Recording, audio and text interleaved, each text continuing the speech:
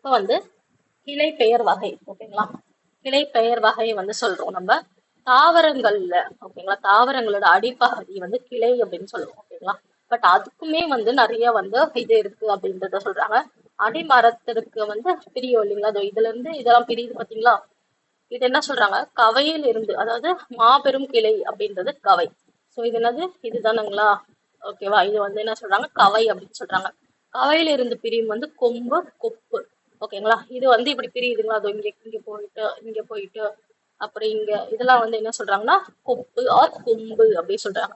கொம்புல இருந்து பிரியது கிளை. இங்க பாருங்க, இப்ப வந்து இது கவை, இது கொம்பு, இங்க இருந்து இங்க இருந்து ஒரு இது தெரியுது பாத்தீங்களா, அதை வந்து என்ன சொல்றாங்க அப்படின்னு பாத்தீங்கன்னா கிளை அப்படி சொல்றாங்க.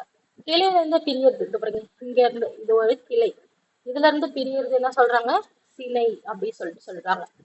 சினையில இருந்து பிரியறது வந்து குச்சி, குச்சி அப்படி சொல்லிட்டு சொல்றாங்க.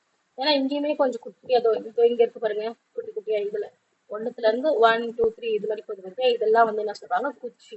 குச்சியில இருந்து பிரியறது என்ன சொல்லுவாங்கன்னா இனுக்கு அப்படி சொல்லுவாங்க. இது இருக்குல்ல, இது வந்து வந்து குச்சி.